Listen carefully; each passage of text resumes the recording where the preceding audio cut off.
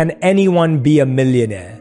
And I think a lot of people grow up with the feeling that they will never be one. They're not planning for that, and they don't even think about that. I would say that I grew up with that mindset too, because of the family that I was raised in and the people I was raised around. Tell us a bit about that question and why you take the approach you do to that, answering that question. Well, it's an important place to start because it's one of the reasons we wrote the book. We've got a group of people in America, I call them hope stealers, who are saying that it's impossible to win now. It's impossible to win. There's too many systemic problems. There's too many things that are broken in the culture and in the economy that it's the ultimate line, the little man can't get ahead thing. And yet I kept running into millionaires everywhere who were first generation. They started with nothing. They did not inherit their money. And then I started running into them that had followed our baby steps. That's why we named it Baby Steps Millionaires, that became millionaires. And so I thought, I've got all this data and anecdotal evidence, both on one side that it is possible, and then I've got these hope stealers out here telling people they can't do it and stealing their hope. And so I thought, well, the first thing we got to do is we have to fix that, because it's the old Henry Ford line, if you think you can or you think you can't, you're probably right. And so, you have to, if I think I can be in the NBA, I'm wrong. I can't, okay? There's not a chance. I don't have the physical skills. I'm an old guy with a pot belly. It's not happening, right? So that's ridiculous. But when it comes to over time, can I have a successful marriage, even though maybe in your past there's not one in your family tree? Over time, can I raise good kids, even though in most of your family tree no one turns out? Can you break that chain? And if you don't believe you can, you won't take the steps to do the hard work to be successful in that area, that compartment, that department of your life. And money's no exception to that. And money's particularly weird in the spiritual, in that in this area of belief, because it will run from you. You can't catch it, if you don't believe, because you won't do the sacrificial things. You won't live like no one else, so that later you can live and give like no one else. There's no reason a farmer would ever go out and toil in the sun and plow the field and get the stumps out and the rocks out and then put corn in the ground if he didn't think corn was going to come up after he did that. That would be absurd. Only a crazy person would do something that they don't think is going to turn out. And so you have to believe first. And so what we try to do is we try to bring in emotional behavior, data of other people, and math, and any kind of a lens I can get you to look through to make you believe that you can do it.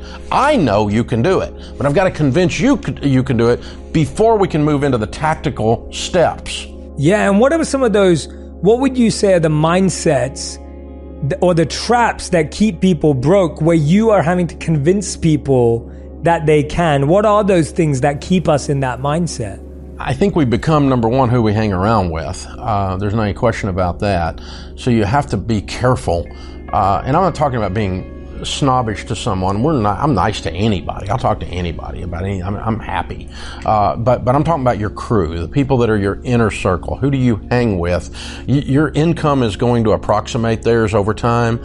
Your physical condition, if they're all overweight, you're going to be overweight. If they take care of their bodies, you're going to take care of your body. If they have good marriages, you're going to have good marriage. You're going to become who you hang around with. You're even going to have an accent like they do, and you're going to read the books that they read. And so number one, you need to get yourself in a community of people who are achievers, who believe it can be done, who understand it's tough, and I'll encourage you when you're having a hard one. Because some of us have had a hard couple of years here. A lot of us have, and so you got to have guys and gals in your corner that say, "Go, champ! You got this. You can do it. I got your back, man." And so that's so much different than growing up in a neighborhood where my parents were saying, "You can do this," but a lot of the kids I ran around with, their parents were saying, "Well, the little man can't get ahead. You're always going to have a car payment. You're stuck." People like us, people that have a southern accent, they're hillbillies and rednecks. We don't get ahead. We just give them your salute to the man and we move on. And you can do that from any racial background, any cultural background. There's a group of people that declare themselves stuck.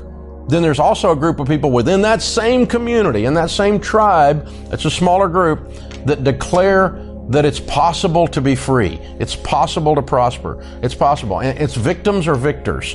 And the neat thing is that once you begin to kind of get that inside of you, anyone can just make that choice. I decide. And here we go. Yeah, I think you're spot on. I think you're absolutely right. And, you know, I know what that feels like because that's the culture I grew up in. I grew up around that culture that didn't believe and that often saw money as evil, or we always believed that people who had money must have done something sketchy to get it, or they weren't really living a life of integrity. And so that was the mindset that was built up for a long, long time that had to be massively unlearned and unraveled. And I wish I had you at that time. I didn't. But, you know, I'm glad that we do today. I think you mentioned spiritual and belief.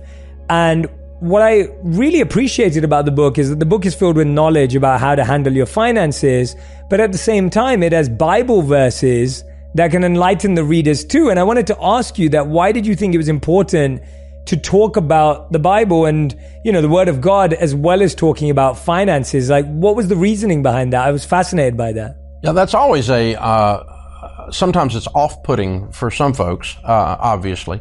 And so I try not to be over the top. It's not a Christian manual on finance, but the books of wisdom in particular, the Proverbs, it can be applied regardless of your faith, regardless of your background or your belief system. Wisdom's wisdom. If Ben Franklin said something, it's okay. You can kind of look at that and think that's possible, right? And he's not in the Bible, but I mean, you see what I'm saying. So, but what we've discovered about personal finance, and I discovered this years and years ago the hard way. When I was doing counseling and coaching with people, when I very first started, I would go in and fix all of their budget and negotiate with their creditors a set of payments that would fit within their income. And they were about to file bankruptcy, but we stopped their foreclosure. We got them on a plan with their bank. And we were right on the edge. We pulled them back from the edge and said, okay, now work this plan. And then I would see them 6 weeks later and I'd say, how's the plan going? We filed bankruptcy. What? I did 90 hours of work to get that to where it would do. What do you mean you filed bankruptcy? And I started realizing it wasn't math. Math wasn't the problem. The problem with my money is the guy I shave with. If I can get that guy to behave, he can be skinny and rich. Oh my gosh, he's a problem. And so we started realizing personal finance is 80% behavior, only 20% head knowledge. And behavior is a spiritual thing. I'm an evangelical Christian, so for me, I immediately gravitate to the Bible as a spiritual instruction. And there's 2,500 scriptures dealing with money.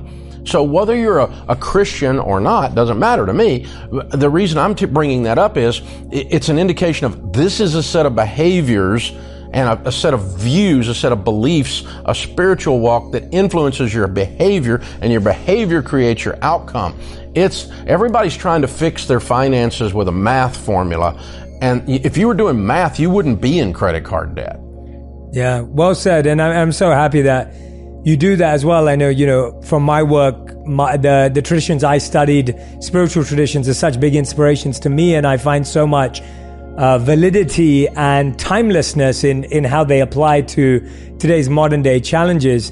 Dave, the chapter 2 and chapter 3 talk about what a baby steps millionaire is and how to become one. Can you define to us the difference between a millionaire and a baby steps millionaire? Because I think this is something that a lot of people struggle with. Well, first, it's good to just say the definition of a millionaire is not a Dave Ramsey definition. This is an accounting definition.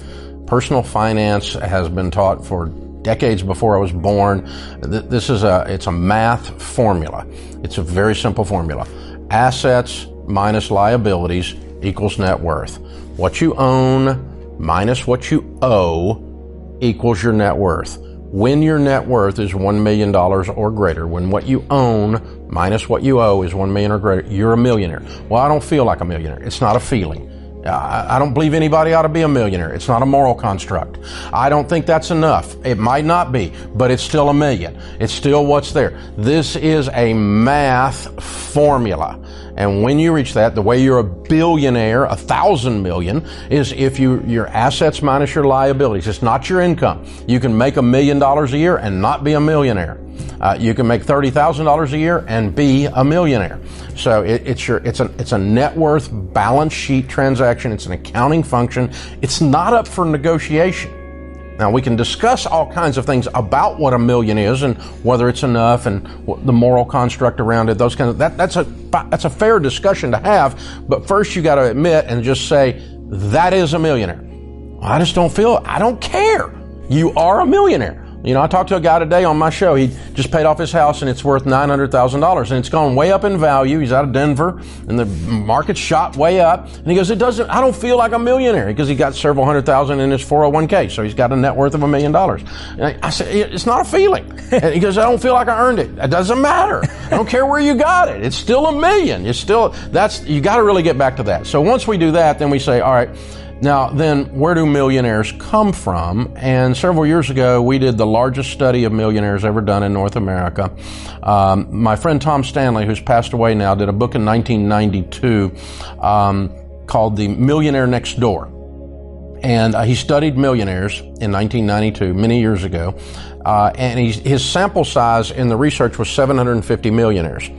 And the people who did not like the conclusions of his study used the sample size to criticize and say it wasn't valid. Now, those of us that know statistics know that's a valid sample size. It fits the numbers. But so we decided as a PR part of the study to do 7,500 millionaires, 10 times what was necessary to be statistically significant. 750 is statistically significant. And then we just went overboard and ended up doing 10,167 before we were done. So we've done the largest study, and here's what we found. 79% of America's millionaires, airtight research, data, not a feeling, not a political agenda, not your broke brother-in-law's opinion at Thanksgiving, not how he feels about rich people. None of this. Data. 79% inherited precisely zero. Wow. 8 out of 10. 5% more inherited a small amount like $1,500 or $5,000. Mathematically could not have possibly made them a millionaire. Another 5% inherited substantial money like $100,000, $200,000 after they were already millionaires. So 5 and 79, we're at 89%. 9 out of 10 of America's millionaires did not become millionaires because of an inheritance. Wow. That's huge. So that's a millionaire. And I'm running into these guys everywhere in 30 years of doing this. And it's screaming at me, this is possible. And they're not rocket scientists. They're not rock stars. They're not 1% of the millionaires in America, you would know their name, meaning that they're on TV or they're a rock star or they're an NBA or MLB or something. You know, they're in that. But 1%, 99% wow. are a teacher and a policeman, you know.